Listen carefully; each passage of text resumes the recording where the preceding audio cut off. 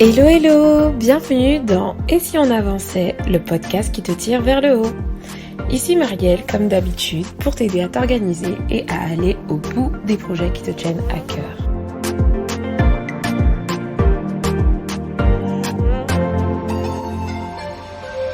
Aujourd'hui, tu es le bienvenu ou la bienvenue dans cet épisode qui est tout simplement le dernier de l'année. C'est l'épisode 17 et je suis très heureuse de te le présenter aujourd'hui. Cet épisode 17, je vais le consacrer à te présenter 7 habitudes que j'ai prises pour cette année 2019 qui m'ont énormément aidé personnellement à avancer. Alors, je tiens à préciser que ce sont des nouvelles habitudes, donc je ne vais pas te parler de ce que je fais en routine depuis déjà bien longtemps, tout ce qui est planification de tâches, etc. On ne va pas parler de ce que je fais déjà depuis longtemps. Je vais vraiment te parler des nouveautés, de ce que j'ai pu tester en cette année 2019 qui a vraiment porté du fruit et qui a eu un impact positif dans ma vie et qui m'a permis d'avancer. Donc, le but de ce podcast, ça va être pas juste de raconter ma petite vie évidemment, mais ça va être aussi de peut-être, pourquoi pas, t'inspirer sur certaines choses, certains outils, certaines habitudes que tu pourrais prendre pour dès aujourd'hui, parce que t'es pas obligé d'attendre 2020 pour changer et pour mettre en place des habitudes, pour vouloir avancer, tu peux le faire à n'importe quel moment, ça je te le précise. Et du coup, tu peux piocher parmi ces 7 nouvelles habitudes quelques-unes qui te plaisent ou qui t'attirent, qui pourraient te convenir pour les intégrer à ton système et qui puissent aussi, du coup, t'apporter le bénéfice que ça m'a apporté, moi, au cours de cette année. Alors, c'est parti pour 7 nouvelles habitudes. Donc, l'une des premières, je vous ai tellement bassiné avec ça pour ceux qui me suivent sur Instagram et aussi sur la newsletter, c'est la concentration. La concentration. En fait, si vous voulez, pendant plusieurs années, j'ai été fan d'organisation. Mais le principe du focus, le principe de réapprendre en fait à se concentrer pour faire du travail en profondeur, pour pouvoir aller au bout des choses, pour pouvoir se concentrer vraiment, être loin des distractions, c'était pas une discipline que j'avais vraiment mis en pratique. Et donc, cette année, j'avais lu un livre à l'époque, en tout cas le résumé du livre en français, c'est le livre Deep Work, donc travail dur en gros si je traduis en français, et ce livre du coup explique et fait l'apologie du focus. Et moi je ne cesserai de vous dire que avoir la capacité de savoir se concentrer dans notre génération, c'est un luxe fou. Pourquoi ? Parce que on est entouré constamment d'applications, de notifications, de tentations en fait à aller sur nos smartphones, à faire tout sauf ce qu'on doit faire tout simplement, et donc à procrastiner. Et du coup, la concentration, c'est vraiment une aptitude qui va aider en fait tout le monde, tous ceux qui souhaitent avancer, à vraiment pouvoir se focaliser dans des moments hyper importants où on doit produire un travail de fond, un rapport, un business plan, faire un plan d'action, je sais pas, il y a beaucoup d'actions en fait comme ça où tu dois vraiment te concentrer pour pouvoir donner le meilleur de toi. Et ben ça c'est ce qu'on appelle le focus, et moi c'est une habitude que j'ai prise cette année. Comment je l'ai mise en pratique? J'ai tout simplement pris l'habitude avec l'astuce Pomodoro que je vous ai déjà partagée, où en fait je réalise des sessions de travail, où je mets un chrono. Personnellement, j'utilise l'application Forest App pour planter un arbre, du coup, un arbre virtuel évidemment, et pendant un laps de temps donné. Ce que je trouve top avec la méthode Forest App, c'est que du coup, toutes mes applications sont désactivées, enfin, je peux pas toucher à mon téléphone, et j'ai des petits messages motivants qui me disent à chaque fois, allez, retourne au travail ou autre quand je suis tentée de reprendre mon téléphone portable. Et aussi, l'aspect que j'aime aussi sur Forest App, c'est le côté ludique et aussi utile parce que à force d'accumuler des pièces et des durées de concentration, on gagne des pièces pour pouvoir planter au bout d'un certain seuil un vrai arbre en Bolivie ou je sais pas où, quelque part dans le monde. Et ça, je trouve le concept juste génial. Donc, pour la méthode de concentration, l'habitude de concentration, ce que je fais, c'est que je lance l'application pendant 45 minutes. Donc, moi, j'ai une application, mais ça peut tout simplement être un chronomètre très simple. Et du coup, je fais des sessions de travail focus intense de 45 minutes, voire 1 heure, ça dépend de ce que je fais, etc. Je fais une pause de 10 minutes maximum et ensuite je réenchaîne avec 1 heure de focus ou 45 minutes de focus. Et donc, c'est comme ça que je travaille sur la plupart de... Par exemple, si je veux vous rédiger un article, quand je veux préparer un podcast, quand je veux, par exemple, préparer plusieurs posts à l'avance, c'est cette technique que j'utilise et donc la concentration, franchement, ça fait la différence en fait parce que quand je ne suis pas concentrée, quand vous n'êtes pas concentré en fait, vous allez voir que vous serez tenté d'aller un peu partout, de vous disperser, d'aller regarder à droite à gauche et finalement faire une sorte de multitâche. Et donc la concentration m'a vraiment aidé dans le fait d'être plus productive tout simplement parce que du coup vu que j'étais focus sur un seul truc, non seulement le travail que je fais est de meilleure qualité, je trouve en tout cas, et je vais plus vite parce que du coup je me disperse pas, donc je fais une tâche de A à Z beaucoup plus rapidement et au-delà de la qualité, etc., j'ai vraiment appris à pouvoir me concentrer et mettre toute mon attention sur des conversations, sur plusieurs choses. Et du coup, je suis devenue moins dépendante à mon smartphone. Donc c'était la première habitude, la concentration. Et je vais vous présenter une deuxième. La deuxième habitude qui a transformé mon année 2019, qui m'a aidé à avancer, c'est d'utiliser un outil de gestion de projet. Jusqu'à présent, j'avais toujours eu un agenda pour planifier mes tâches, des carnets pour écrire en gros mes projets. Pareil, j'utilisais Google Drive avec plusieurs fichiers Word, Excel, voilà. J'avais un fichier Excel en fait pour gérer mes projets. Et là, j'ai découvert l'outil, mais un outil que je n'ai pas lâché de toute l'année et qui m'a vraiment aidé en termes d'organisation, c'est Trello. Trello, je l'utilise en mode gestion de projet. Pourquoi ? Parce que, en fait, j'ai une vie assez remplie et je pense que toi aussi, si tu veux t'organiser, c'est parce que tu as une vie remplie, en tout cas que tu as des projets à cœur, plein de choses à mener de front. Et en fait, Trello m'a beaucoup apporté dans le sens où un fichier Excel ne permet pas en fait d'avoir cette visualisation parce que ceux qui sont curieux, vous pourrez aller voir, hein, vous tapez Trello, Trello. Je vais vous les mettre aussi dans le lien de description du podcast. Vous allez voir que c'est une présentation sous forme de tableau avec des étiquettes qu'on peut bouger comme on veut, on met des échéances, etc. Moi, Trello m'a énormément aidé cette année parce que du coup, dans mon fichier Trello, j'avais plusieurs tableaux. J'avais un tableau Et si on avançait où je mettais toutes les actions, tous les plans d'action en fait liés à Et si on avançait. Move Kids, c'est le travail associatif que je peux faire en tant que bénévole dans mon église. Et donc, en fait, je m'occupe d'une équipe de 40 bénévoles qui accueillent des enfants. Donc, ça commence à faire beaucoup pour ma petite vie. Et donc, j'ai un tableau Move Kids pour gérer tout ça. Et j'ai un tableau perso où là, je mets voilà toutes les tâches liées à la maison, les tâches de couple, les trucs à faire en famille, les voyages, les trucs perso, voilà. Et ces 3 tableaux m'ont accompagnée tout au long de l'année. Comment je les ai utilisés ? Tout simplement, en fait, je prenais le temps, une fois par semaine, d'alimenter ces tableaux-là, les mettre à jour, mettre ce qui avait été fait, etc.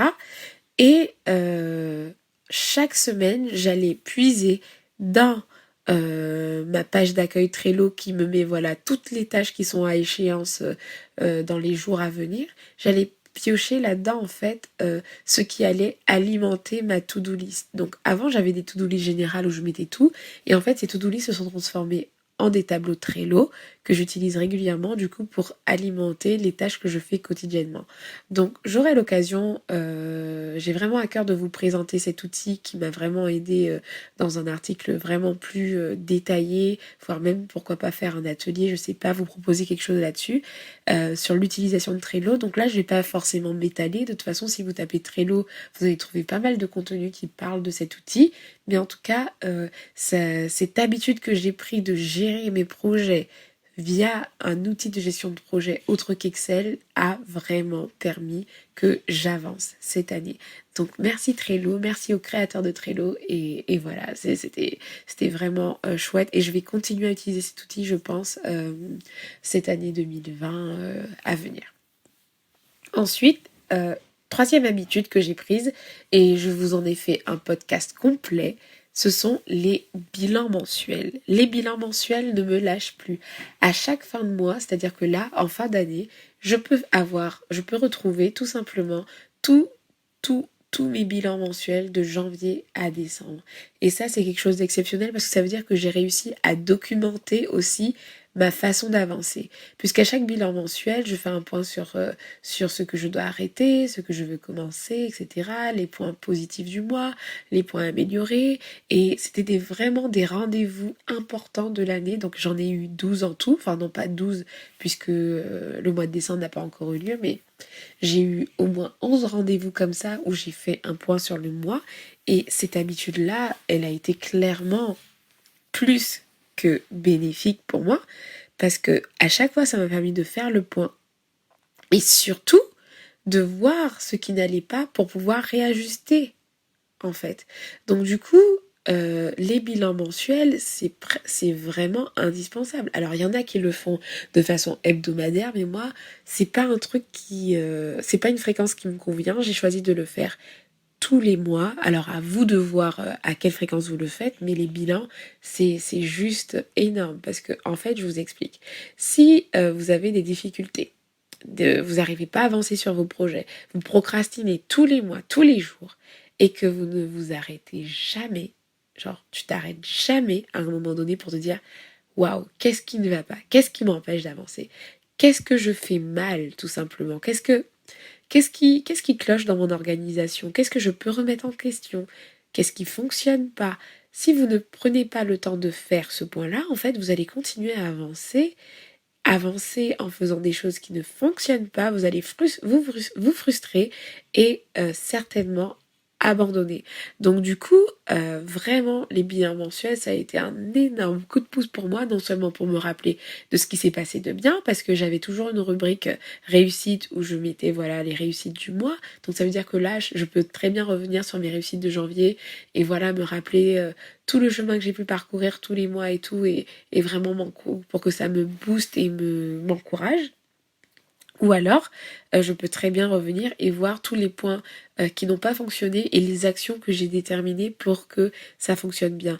Donc là, ce que j'aime bien en fait, par rapport à mon métier où je suis responsable qualité et tout, ben en fait, on est vraiment dans une démarche d'amélioration continue.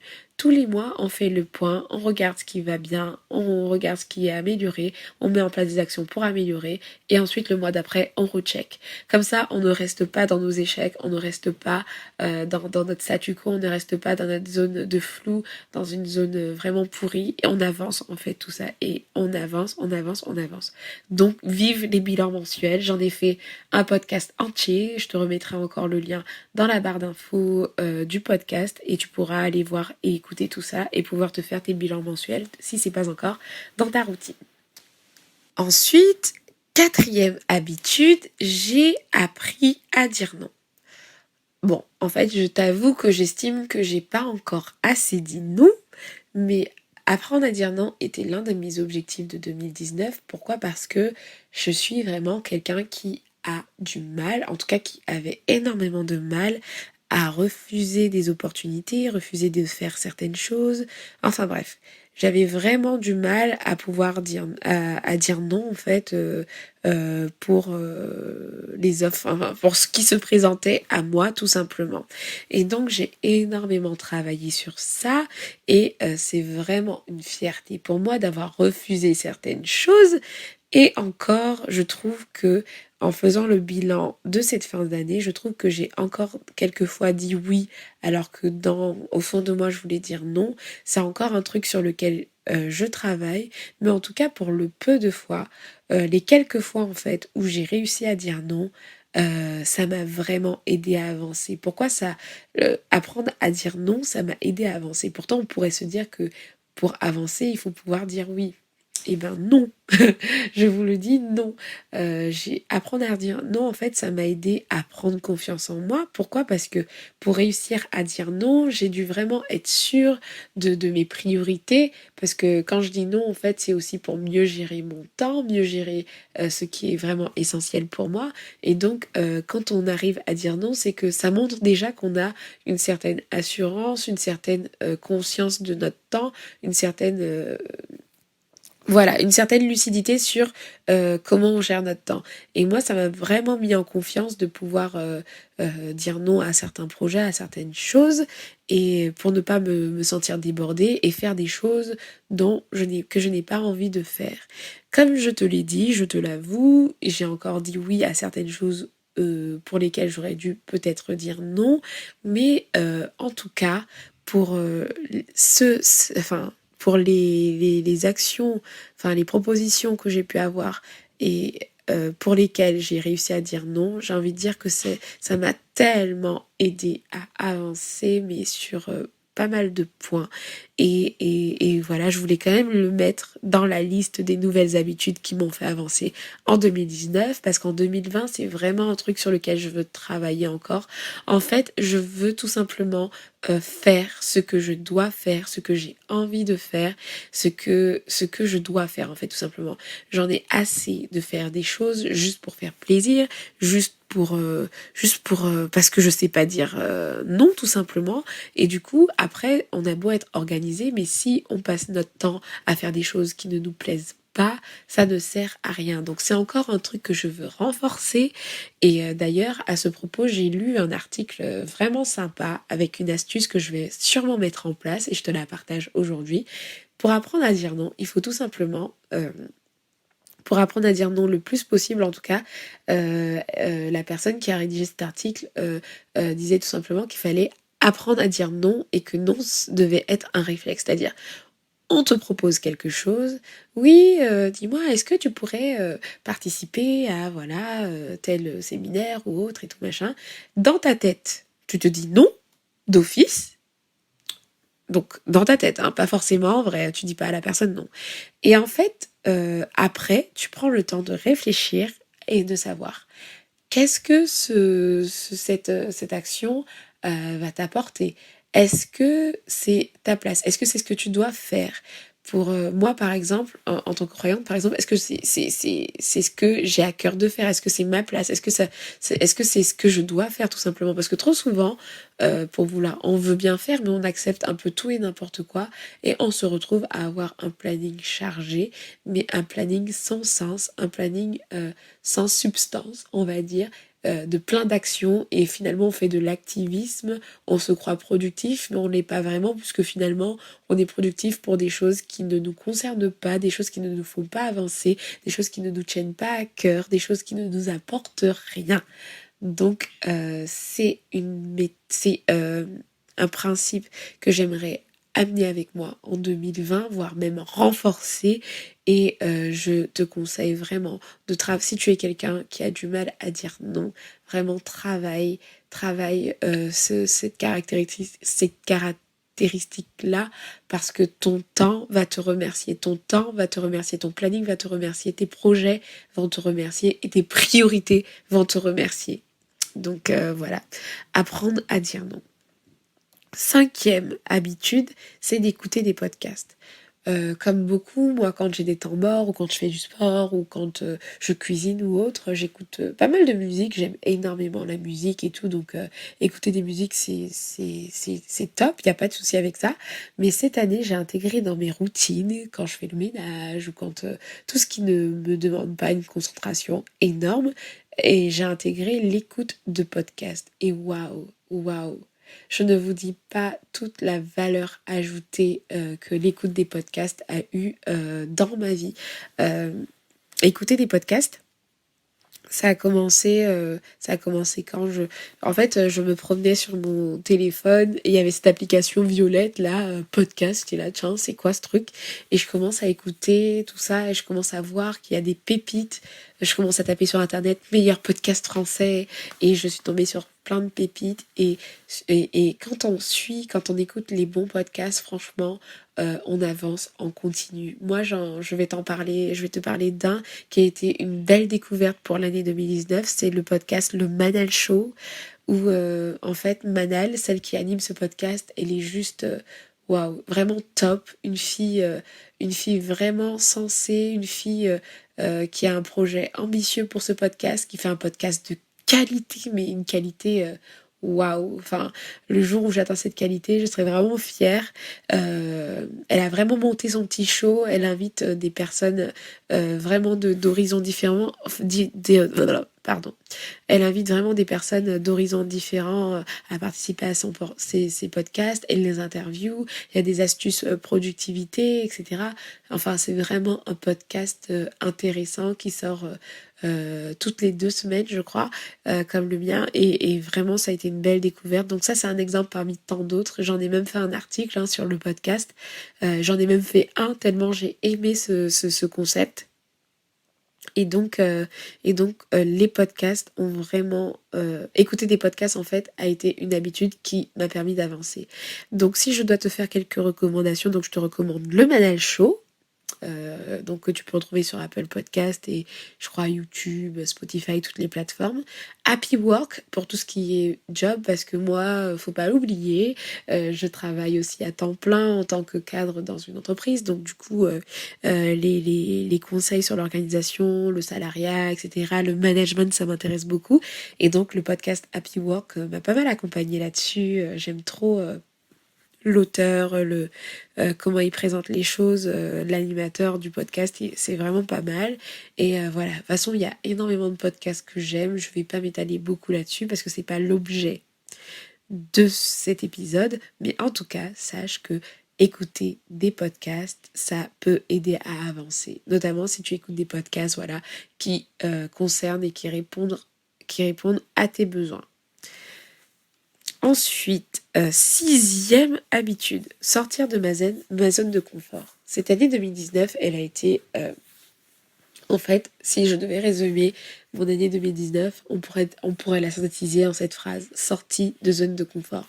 J'ai vraiment arrêté, en tout cas, j'ai fait du mieux que je pouvais pour arrêter de choisir des options faciles, des options que j'ai toujours prises, des décisions que j'ai toujours prises pour mon confort. Et j'ai défini ce qui était ma zone de confort. Donc, par exemple, j'aime bien rester dans mon coin, en tout cas pour ce qui est et si on avançait, etc. Et donc, par exemple, j'ai fait pas mal de séminaires, j'ai rencontré pas mal de personnes, je suis sortie, j'ai interagi avec des personnes sur Instagram alors que je le faisais pas avant. J'avais peur de parler des si on avançait pour que les gens, parce que j'avais une sorte de syndrome de l'imposteur et tout, et je voulais pas que les gens en sachent. Bon, j'avoue, ça me suit encore aujourd'hui, mais j'ai quand même fait pas mal de pas pour m'aider à dépasser tout ça. Vraiment sortir de ma zone de confort, ça m'a énormément aidé et apporté cette année. Et je suis vraiment, je peux le dire, hein, je suis vraiment fière de moi. J'ai fait pas mal d'actions que je n'aurais jamais faites avant, qui ont porté du fruit, qui ont un impact dans ma vie et je ne regrette pas de les avoir fait et faites, pardon, et je suis vraiment heureuse de ça, quoi. Donc s'il y a une habitude à prendre, et je vous encouragerai toujours à le faire, c'est de sortir de votre zone de confort parce que c'est là où les choses se passent finalement. La zone de confort, c'est la routine, c'est ce qui nous plaît, c'est la facilité. Mais derrière cette zone de confort, souvent se trouvent en fait les challenges et là où se trouve tout le peps du truc, quoi.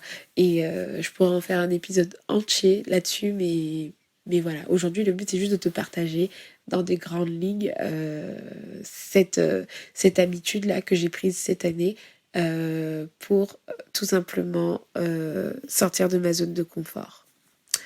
Et ensuite, dernière habitude qui m'a fait avancer en 2019, c'est et si on avançait, tout simplement. Et si on avançait, c'est le projet Et si on avançait que tu connais, bah, tu m'écoutes d'ailleurs là via ce projet-là, tu me suis sur Instagram sur Et si on avançait, ben c'est ce projet-là. En gros, Et si on avançait m'a énormément aidé à avancer en 2019. Pourquoi? Parce que en gérant ce projet, j'apprends énormément en termes de discipline, par exemple.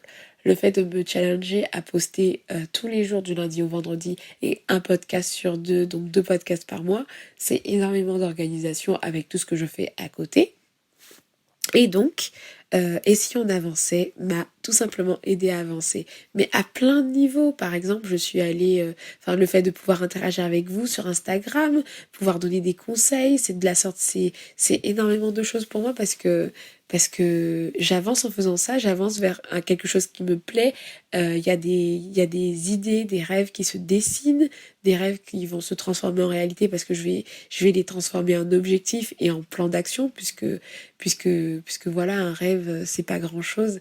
Mais tout ça pour dire qu'en fait, avec Et si on avançait, je me sens vraiment à ma place, je me sens vraiment utile et je me sens vraiment avancer en fait. Je suis portée par ce projet-là au-delà de la discipline que ça m'amène à avoir et donc je travaille ma discipline mais aussi j'avance vers ma destinée, j'avance vers ce qui me plaît vraiment et vous voir avancer aussi est une réelle récompense parce que je reçois quelques messages privés parfois, des mails et tout et je suis vraiment heureuse que ce projet que j'ai lancé puisse avoir un impact positif sur vos vies tout simplement. Et donc c'est vrai que je voulais terminer avec cette dernière habitude, mais c'est pas vraiment une habitude, mais en gros, oui, l'habitude de travailler sur le projet Et si on avançait, et ben c'est ça m'a énormément aidé à avancer. Donc si tu veux te l'approprier à toi, ça va être tout simplement prendre l'habitude de travailler sur un projet qui fait sens pour toi et qui te tient à cœur. Voilà, ce serait ça l'habitude pour toi. Travailler sur un projet qui te tient à cœur. Avoir l'habitude de travailler sur un projet qui te tient à cœur. Donc voilà. C'était mes sept habitudes. Donc je vais juste faire un petit récap parce que j'ai été assez longue. J'ai pas mal bégayé, hésité. Waouh, je dois vraiment travailler et m'améliorer en termes de podcast. En tout cas, en 2020, voire même dès maintenant, j'ai déjà commencé, mais j'ai vraiment à cœur d'augmenter la qualité des podcasts. Et donc, je vais vraiment essayer de travailler l'élocution, pouvoir articuler, essayer de pas trop bégayer, etc. pour que l'écoute soit agréable pour toi. Mais bon, j'espère que tu me pardonnes. En tout cas, je fais un récap. Ça fait donc 7 nouvelles habitudes qui m'ont fait avancer en 2019. C'est la concentration, utiliser un outil de gestion de projet, donc Trello, faire des bilans mensuels, apprendre à dire non, écouter des podcasts, sortir de ma zone de confort et travailler sur un projet qui me tient à cœur, donc Et si on avançait. Donc voilà, ce sont des habitudes que j'ai prises moi et ce sont des habitudes que tu peux prendre toi aussi si tu veux avancer dans ta vie. Et ces habitudes, tu peux les prendre n'importe quand. Tu peux les prendre le 31 décembre, tu peux les prendre le 28 novembre, tu peux les prendre le 2 février de l'année prochaine. Peu importe quand tu les prends, tu peux commencer à n'importe quel moment. Donc n'attends pas 2020 pour te lancer des challenges, n'attends pas 2020 pour faire ce qui te tient à cœur et avancer. Donc je te remercie de m'avoir écouté jusque-là. Je vous embrasse et vous souhaite de bonnes fêtes de fin d'année pour ceux qui écoutent ce podcast pendant les fêtes, voilà. Moi, le podcast va être en pause entre guillemets et il va revenir la semaine du 6 janvier, donc je crois que c'est le mercredi 8 janvier du coup, avec un nouvel épisode parce que Du coup, le blog va être un peu en pause. Et donc, je vous donne rendez-vous à ce prochain épisode pour des nouvelles aventures en 2020. Voilà. Allez, je vous souhaite une bonne continuation et je vous dis à très bientôt. Ciao, ciao!